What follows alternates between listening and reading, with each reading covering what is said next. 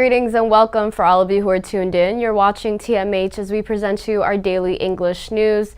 Our headlines for today includes rights experts group find the federal government and the allied regional state governments have systematically deprived the population of Tigray of material and services indispensable for their survival. The U.S. seeks tangible follow-through from all parties to the Ethiopian conflict to enter in immediate negotiations in good faith.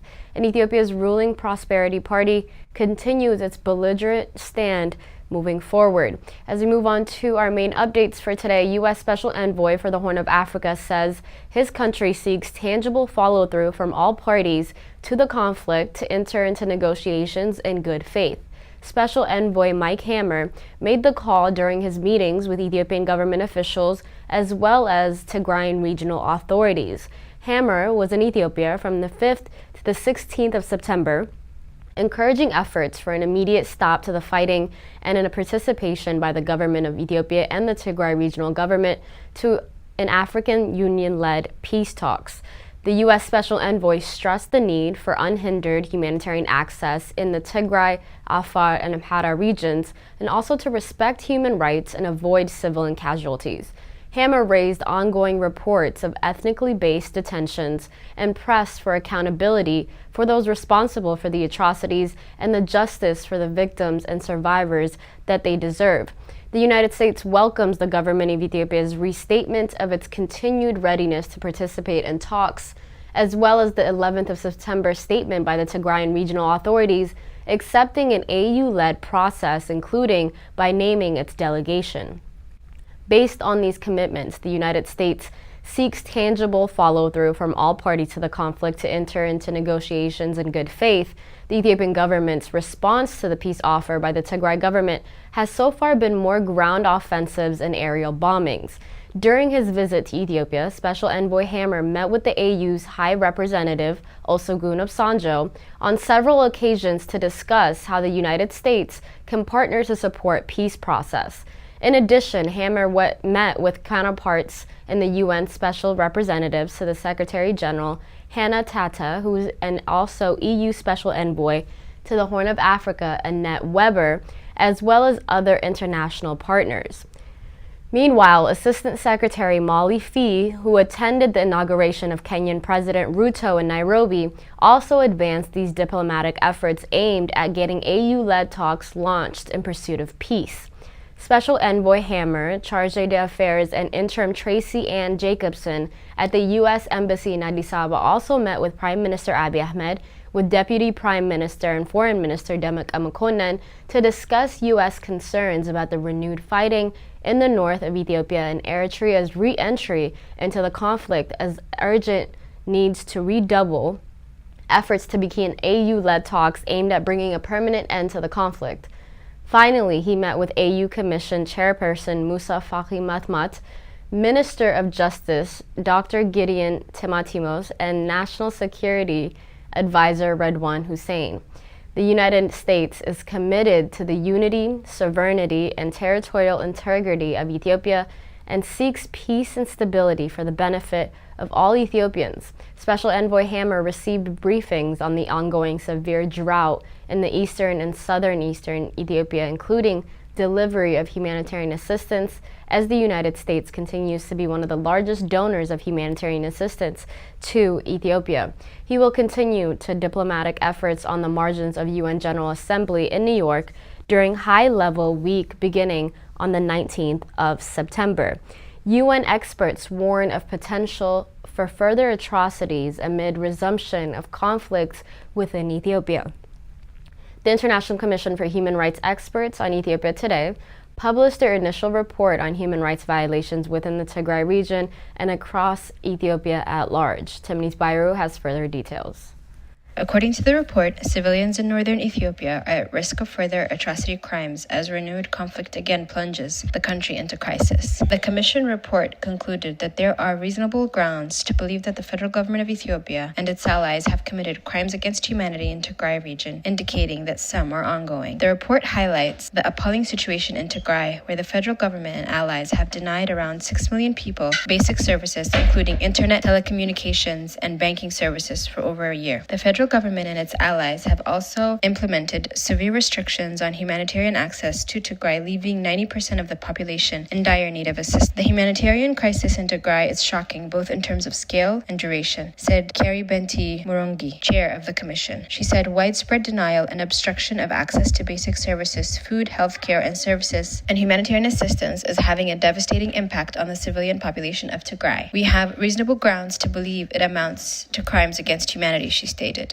She said widespread denial and obstruction of access to basic services, food, healthcare, and humanitarian assistance is having a devastating impact on the civilian population of Tigray. We have reasonable grounds to believe it amounts to a crime against humanity, she stated. She added that the commission also has reasonable grounds to believe that the federal government is using starvation as a method of warfare. Murungi stressed the federal government should immediately restore basic services and ensure full and unfettered humanitarian assistance. The international community should not turn a blind eye and instead increase efforts to secure a cessation of hostilities and the restoration of humanitarian aid and services to Tigray. Failure to do so would be catastrophic for the Ethiopian people and has wider implications for peace and stability in the region, Murungi cautioned. With the resumption of hostilities in northern Ethiopia, there is a very real risk of further civilian suffering and further atrocity crimes, Murungi said. The report concludes with urgent recommendations calling on all parties to the conflict to ease hostilities, take action to protect civilians, and ensure perpetrators are brought to justice. Thank you, Timnit, for those details. Meanwhile, the UN experts also said that they found reasonable grounds to believe that the Ethiopian Air Force committed war crimes when it struck a camp for internally displaced persons in Deadabit with an armed drone in January of 2021, killing around 60 civilians, including many children. The Commission has identified more than 50 airstrikes carried out since June of 2021, which appear to have impacted civilians or civilian objects and require further investigations. Commission member Stephen Ratner said the Ethiopian military's increasing use of drones to conduct airstrikes over the last year has changed the conflict's landscape.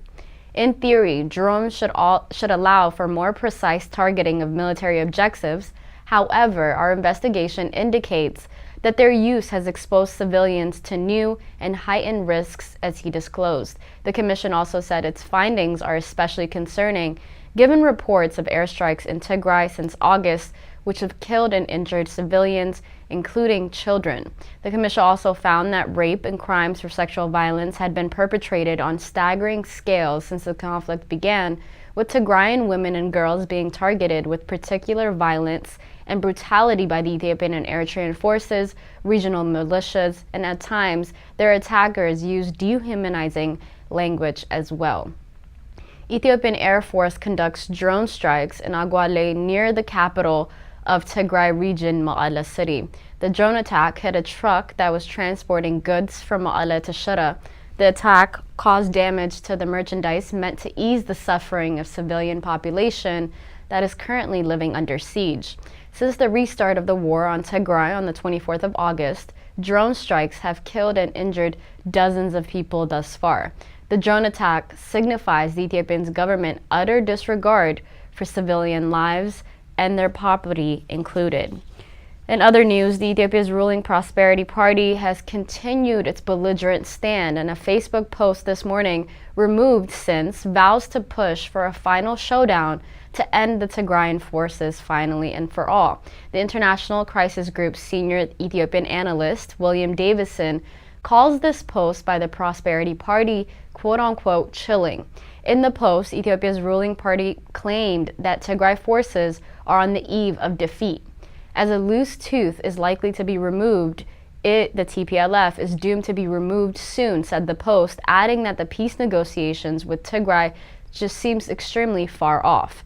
In a Twitter message, William Davidson acknowledged the board and the broad support Tigrayans' backcore positions of TPLF administrating, adding that Prosperity Party's stance is just a recipe for more carnage. Sources also indicated an Ethiopian Ministry of Foreign Affairs internal memo to embassies and consulates stated that there will be no peace negotiations. Tigray forces should be destroyed and the army will do it, said the memo. The internal memo urged the diplomatic missions to raise money, lobby, and pressure the world to designate the Tigray forces as terrorists finally and for all. Ethiopia's economy struggles as the war in Tigray region rages on. Once home to one of Africa's fastest growing economies, Ethiopia is currently struggling as the war in Tigray's region has reignited weary citizens far from the front and pleading for peace. Ethiopians are experiencing the highest inflation in a decade, foreign exchange restrictions, and mounting debt amid the reports of massive government spending on war efforts. Parliament early this year reportedly approved an additional $1.7 billion budget for the defense, and Ethiopian officials continue to paint a rosy picture for the country of well over 110 million people. Our economy has continued to grow, and natural man-made problems amid the Planning and Development Minister Fitsum Asafa said earlier this month. But the Ethiopian economy associating meeting this month made clear that the country is hurting, while the international mediators urgently seek for progress on talks to end this ongoing fighting. Because of internal conflicts, the destruction of infrastructure and uncontrolled spending are hurting the economy, while ordinary Ethiopians face weakening incomes and rising poverty, as economist Alemayehu Siyom told within the meeting. In June, the International Monetary Fund said growth likely fell to 3.8% for 2021 and 2022 annual year because of the war and the sharp fall in donor financing, among other factors. The Finance Ministry has declined to approve the financing of 3 industrial parks, symbols of Ethiopia's China-like development, citing budgetary pressure. And instead, the economy has shifted to war focus in regards to budget, and the Finance Ministry now pleads with the public of Ethiopia's large diaspora to contribute to a national cause for war reconstruction as well as aid for the people affected by the conflict. Ethiopia's National Bank introduced changes to give the government all possible access to foreign currency, including requiring foreign residents to convert all in their possessions upon entry. Certain development works continue, including Prime Minister Abiy Ahmed's flagship projects like the beautification of the capital. But some critics, such as the spokesperson for Oromo Liberation Army, Oda Taribi, says vanity projects are not necessary anymore. Following criticism that its financial support was enabling the government's war efforts, the World Bank last week said it will continue its partnership but did express concern. Some state-run sectors of Ethiopia's economy continued open to investors, as Abiy Ahmed promised after taking office. The cabinet this month approved the entry of foreign banks, a significant step forward.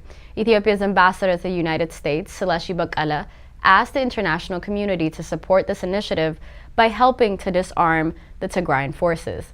Ethiopia's government was unsettled when the U.S. last year removed him from the professional trade program over its failure to end the war in Tigray that the U.S. said led to gross violations of human rights, and Addis Ababa in lobbying for a reversal currently. Since the global companies like PVH Corp have left Ethiopia, citing security reasons, and others are laying off thousands of employees, Ethiopian Airlines is amongst the large aviation groups in Africa, remains one of the country's few profitable countries and companies, but has been accused by Tigrayan forces of transporting troops and weapons to the war front, as the airline has denied for doing so. Inside Tigray currently, millions of residents are still largely cut off from the world. Communications and bankings are severed, and their restoration has been a key demand in mediation efforts. An agricultural survey conducted in several accessible parts of Tigray last month by Mekelle University personnel shared with the Associated Press and found many crops were failing because of the lack of fertilizers. Other shortages are deadly. In an email to the AP, and the head of Tigray Health Bureau said vaccines for children ran out more than a year ago, and women don't even have any family planning supplies. Humanitarian deliveries have also stopped because of the renewed fighting and the resumption of hostilities as well. That concludes our news for today. Thank you so much for tuning in. Bye-bye.